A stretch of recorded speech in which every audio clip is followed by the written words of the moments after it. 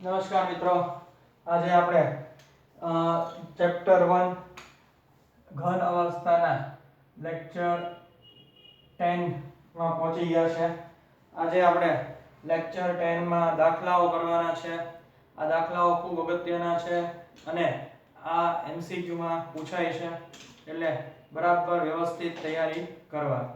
સૌપ્રથમ દાખલા નંબર 1 જોઈએ તો એક સંયોજન બે તત્વો x અને y નું બનેલું છે.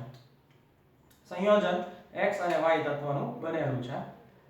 તત્વ y ના પરમાણુઓ CCP બનાવે છે, એટલે કે ક્યુબિક ક્લોઝ પેકિંગ રચના ધરાવે છે. y છે એ ઋણાયન તરીકે વર્તે છે અને તત્વ x ના પરમાણુઓ બધા જ અષ્ટફલકીય છિદ્રો ભરી દે છે.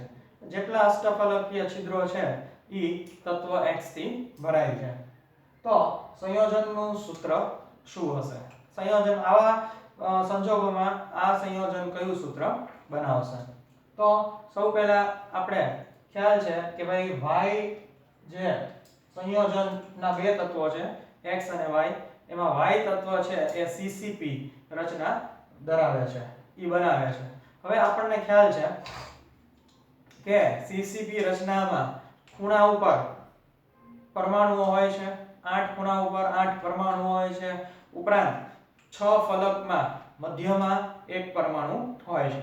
તો એનો ઉપયોગ કરીને આપણે આ દાખલાની શરૂઆત કરશું. આ આપણી પાસે બેઝિક નોલેજ છે કે ભાઈ CCP રચનામાં કઈ રીતના પરમાણુઓ રહેલા હોય છે. તો અહીંયા જેમ લખ્યું એ પ્રમાણે y ના પરમાણુઓ CCP રચના બનાવે છે. તેથી y છે એ ખૂણા ઉપર વત્તા ફલકની મધ્યમાં હોય છે. એટલે y ની સંખ્યા તમારે ગણવી હોય તો ખૂણા ઉપર એટલે 8 ગુણ્યા 1 ના છેદમાં 8 વત્તા ફલકની મધ્યમાં એટલે 6 ગુણ્યા 1 ના છેદમાં 2. તો 8 ગુણ્યા 1 ના છેદમાં 8 એટલે 1 થશે, વત્તા 6 ગુણ્યા 1 ના છેદમાં 2 એટલે 3 થશે. તો 1 વત્તા 3 બરાબર 4. તો અહીં y ની સંખ્યા આપણને y પરમાણુની સંખ્યા જે છે એ મળી ગઈ છે. તો y ની સંખ્યા થશે 4. y ના પરમાણુની સંખ્યા 4 થશે. હવે આપણને ખ્યાલ છે કે અષ્ટફલકીય છિદ્રો હોય એને આપણે O છિદ્રોથી દર્શાવીએ છીએ. એની સંખ્યા પણ 4 જ થશે. શું કામ? કારણ કે જે પરમાણુની સંખ્યા હોય એ જ હંમેશા અષ્ટફલકીય છિદ્રની સંખ્યા હોય. એનો આપણે અભ્યાસ કરેલો છે. પરમાણુની સંખ્યા અષ્ટફલકીય છિદ્રોની સંખ્યા અને ચતુષ્ફલકીય છિદ્ર અથવા સમચતુષ્ફલકીય છિદ્રોની સંખ્યા 2n જેટલી હોય છે. તો અહીં પરમાણુની સંખ્યા 4 છે, તેથી અષ્ટફલકીય છિદ્ર O છિદ્રોની સંખ્યા 4 છે. તેથી x ની સંખ્યા પણ x છે એ બધા જ અષ્ટફલકીય છિદ્રોમાં સમાઈ જાય છે, એટલે x ની સંખ્યા પણ 4 જ થશે. એટલે હવે આપણને x અને y ની સંખ્યા મળી ગઈ. x જેમ y 4 જેનો આપણે ગુણોત્તર લઈએ તો 1:1 બને. એટલે આપણને સૂત્ર આવું બનશે, x અને y આ સૂત્ર બનશે. ત્યારબાદ દાખલામાં આગળ જઈએ તો તત્વ B ના પરમાણુઓ HCP લેટાઇસ ધરાવે છે, હેક્સાગોનલ ક્લોઝ પેકિંગ રચના ધરાવે છે અને A ના પરમાણુઓ સમચતુષ્ફલકીય છિદ્રોના 2/3 ભાગમાં રોકાયેલો છે. A છે એના પરમાણુઓ એક સમચતુષ્ફલકીય છિદ્ર હોય એના 2/3 ભાગમાં રોકાયેલા છે. તો તત્વ A અને B દ્વારા રચાતા સંયોજનનું સૂત્ર શું હશે? A અને B કયું સંયોજન બનાવે છે? બરાબર ધ્યાન રાખીએ. HCP લેટાઇસ ધરાવે છે એટલે દેખીતી વાત છે કે B ના પરમાણુની સંખ્યા હંમેશા આપણે પરમાણુની સંખ્યા હોય એને આપણે સામાન્ય રીતે n થી દર્શાવીએ છીએ. જરૂરી નથી n થી જ દર્શાવવું, x થી દર્શાવી શકાય, કોઈ પણ રીતે દર્શાવી શકાય. તો B ના પરમાણુની સંખ્યા n છે. તો જેટલા પરમાણુની સંખ્યા હોય એટલી જ અષ્ટફલકીય છિદ્રની સંખ્યા હોય. તો O છિદ્રોની સંખ્યા અષ્ટફલકીય છિદ્રની સંખ્યા બરાબર n. એવી જ રીતે T છિદ્રોની સંખ્યા એટલે કે ચતુષ્ફલકીય છિદ્રોની સંખ્યા બરાબર 2n, જેને આપણને ખ્યાલ છે કે હંમેશા બમણી હોય છે. હવે આપણી પાસે સૂત્ર છે A જેમ B. A અને B દ્વારા સંયોજન રચાય છે એટલે A અને B. હવે B ની સંખ્યા તો આપણને ખ્યાલ જ છે n છે, એટલે આપણે અહીં n મૂકી દીધું છે. હવે a ની સંખ્યા છે એ બરાબર સમજો. એ એમ કે છે કે સમચતુષ્ફલકીય છિદ્રોના 2/3 ભાગમાં રોકાયેલું છે. તો અહીં t છિદ્રોની સંખ્યા 2 છે, તો 2 ગુણ્યા 2/3 ભાગ એટલે કે 2/3 ગુણ્યા 2n એવી રીતે આપણે કહી શકીએ, કારણ કે સમચતુષ્ફલકીય છિદ્રોની સંખ્યા હંમેશા બમણી હોય છે, જેને આપણે 2n થી દર્શાવીએ છીએ. એટલે 2/3 * 2n જેમ n અષ્ટફલકીય છિદ્રોની સંખ્યા n થી દર્શાવીએ છીએ. હવે n ઉડી જાય, આ બંને છે એ સરખા છે એટલે ઉડી જાય. હવે 2 દુ 4, 4/3 એટલે કે a જેમ b બરાબર 4/3 જેમ 1 થાય. 3 ને આપણે આ બાજુ લઈ જઈએ તો a જેમ b બરાબર 4/3 થશે, એટલે આપણને એનું સૂત્ર મળશે A4B3. અહીં બરાબર એક વસ્તુ ધ્યાન રાખવાની છે મિત્રો કે સમચતુષ્ફલકીય છિદ્રની સંખ્યા 2/3 છે. તો આપણને ખ્યાલ છે કે a છે એ આપણે જોઈએ તો a છે એ સમચતુષ્ફલકીય છિદ્રમાં ગોઠવાય છે, અને એ આપણે કરશું તો હંમેશા 2n જેટલા હોય, એટલે 2/3 ગુણ્યા 2n જેમ અષ્ટફલકીય છિદ્રોની સંખ્યા n. આ રીતે આપણે પદ મૂકવાનું છે. હવે આ જ સૂત્રમાં આપણને એમ પૂછે કે અષ્ટફલકીય છિદ્રોની સંખ્યા 2/3 હોય તો કઈ રીતે. અહીંયા સમચતુષ્ફલકીય છિદ્રોની સંખ્યા 2/3 આપ્યું છે, પરંતુ અષ્ટફલકીય છિદ્રોની સંખ્યા 2/3 હોય તો કઈ રીતે મૂકવું. તો અહીંયા એક એક્સ્ટ્રા કીધું છે. હજી એકવાર, અહીંયા તમને સમચતુષ્ફલકીય છિદ્ર કીધું છે, પરંતુ જો અષ્ટફલકીય છિદ્ર કીધું હોય તો તમારે આ દાખલો કેમ કરવો. તો આમાં જેમ કીધું એ પ્રમાણે કે ભાઈ આ જ રીતે કરવાનું કે b ના પરમાણુની સંખ્યા n છે, બરાબર.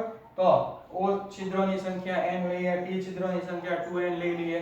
હવે a જેમ b લઈએ તો કીધું એ પ્રમાણે કે 2/3n, બરાબર. એટલે સમચતુષ્ફલકીય છિદ્રો છે એમાં 2/3n મૂકી દઈએ, એટલે અહીંયા આપણને મળશે n કેન્સલ થઈ જશે, 2/3:1 થઈ જશે, 2 3 અને A2B3.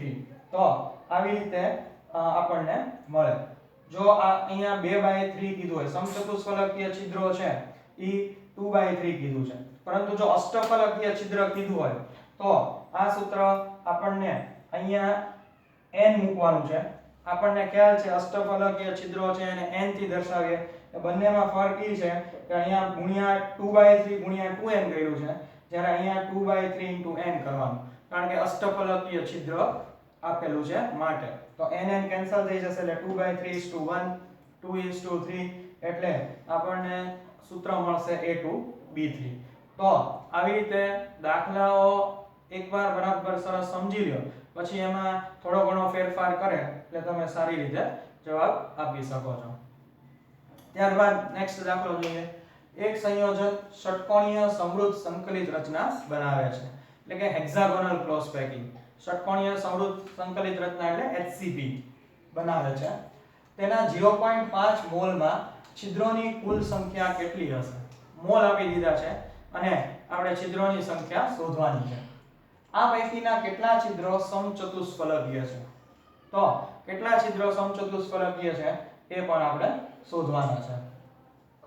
કુલ સંખ્યા કેટલી અને સમચતુષ્ફલકીય છિદ્રો કેટલા છે એ કેટલા એ આપણે જોવાનું છે.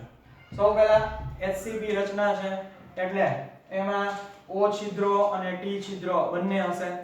HCP રચનામાં અષ્ટફલકીય છિદ્રો હતા, સમચતુષ્ફલકીય છિદ્રો પણ હતા, એટલે O છિદ્ર અને T છિદ્ર બંને છે. હવે 0.5 મોલમાં કેટલા પરમાણુ છે એ આપણે શોધવાનું છે. આ દરેક વસ્તુ ક્વેશ્ચનમાં આપેલી છે. આપણને ખ્યાલ છે 1 મોલમાં પરમાણુની સંખ્યા છે એ એવોગેડ્રો નંબર જેટલી હોય, એટલે કે 6.022 ગુણ્યા 1023 પરમાણુ. તો 0.5 મોલમાં કેટલી, તો એમાં તમે પરમાણુની સંખ્યા કરશો એટલે આપણને મળશે 6.022 ગુણ્યા 1023 ગુણ્યા 0.5 બરાબર 3.011 ગુણ્યા 1023. તો અહીં પરમાણુની સંખ્યા થઈ ગઈ 3.011 ગુણ્યા 10 ની 23 ઘાત. ટોટલ પરમાણુની સંખ્યા થઈ ગઈ 3.011 ગુણ્યા 10 ની 23 ઘાત. હવે પરમાણુની સંખ્યા n છે એ આપણને ખ્યાલ છે. તો આપણે એ પણ જાણીએ છીએ કે અષ્ટફલકીય છિદ્રની સંખ્યા n હશે અને સમચતુષ્ફલકીય છિદ્રની સંખ્યા 2n જેટલી હશે. તો આ વસ્તુ અહીં આપેલી છે. t છિદ્રની સંખ્યા 2n, o છિદ્રની સંખ્યા n. તો પરમાણુની સંખ્યા બરાબર 3.011 ગુણ્યા 10 ની 23 ઘાત. હવે o છિદ્રો છે એ કેશો તો એમાં કેટલા? તો પરમાણુની સંખ્યા જેટલા. તો પરમાણુની સંખ્યા 3.011 ગુણ્યા 10 ની 23 ઘાત છે. ટી છિદ્રો કેટલા? સમચતુષ્ફલકીય છિદ્રો કેટલા? તો એ આપણને ક્વેશ્ચનમાં પૂછ્યું છે. સમચતુષ્ફલકીય છિદ્રો 2n જેટલા હોય. તો 3.011 ગુણ્યા 10 ની 23 ઘાત ગુણ્યા 2 કરીએ એટલે આપણને મળી જાય સમચતુષ્ફલકીય છિદ્રોની સંખ્યા એટલે કે ટી છિદ્રોની સંખ્યા. અહીંયા ટી છિદ્રો છે એ સમચતુષ્ફલકીય છિદ્રો છે અને એની સંખ્યા 6.022 ગુણ્યા 10 ની 23 ઘાત જેટલી છે. હવે આપણને કુલ છિદ્રો પૂછે. કુલ છિદ્રો એટલે કયા? તો કે ભાઈ સમચતુષ્ફલકીય છિદ્રો ટી છિદ્રો વત્તા અષ્ટફલકીય છિદ્ર ઓ છિદ્ર.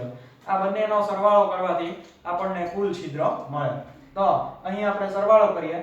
O છિદ્રો છે એ 3.011 ગુણ્યા 10 ની 23 ઘાત છે. ટી છિદ્રો છે એ 6.022 ગુણ્યા 10 ની 23 ઘાત છે. આ બંનેનો સરવાળો કરીએ 3.011 વત્તા 6.022 તો આપણને મળે 9.033 ગુણ્યા 10 ની 23 ઘાત. તો કુલ છિદ્રો O છિદ્રો અને ટી છિદ્રો બંનેની સંખ્યા મળી 9.033 ગુણ્યા 10 ની 23 ઘાત. સમચતુષ્ફલકીય છિદ્રની સંખ્યા મળી 6.022 ગુણ્યા 10 ની 23 ઘાત. અષ્ટફલકીય છિદ્રોની સંખ્યા મળી 3.011 ગુણ્યા 10 ની 23 ઘાત અને કુલ પરમાણુની સંખ્યા પણ આપણને અષ્ટફલકીય છિદ્રોની સંખ્યા જેટલી જ હોય છે એટલી મળી. તો આ રીતે મિત્રો આ દાખલો થોડોક નવો છે જે આપણે સારી રીતે કરવાનો છે. નેક્સ્ટ દાખલો જોઈએ. એક સંયોજન બે તત્વો m અને n થી રચાય છે. તત્વ n CCP રચે છે. તત્વ n છે ક્યુબિક ક્લોઝ પેકિંગ રચના ધરાવે છે અને m ના પરમાણુઓ સમચતુષ્ફલકીય છિદ્રો નો 1/3 ભાગ રોકે છે. તો સંયોજનનું સૂત્ર શું હશે? તો હવે આ દાખલા નંબર જેવો છે એની જેવો જ છે. તો અહીં આપણને m અને n બે તત્વો આપેલા છે. n ની સંખ્યા છે એને આપણે x કહી દઈએ. બરાબર? કોઈ પણ મેં પહેલા પણ કીધું હતું તમે કોઈ પણ પરમાણુની સંખ્યા કહી શકો n x. અહીંયા n જ તત્વ છે એટલે પરમાણુ આપણે n ની લઈએ x લેશું.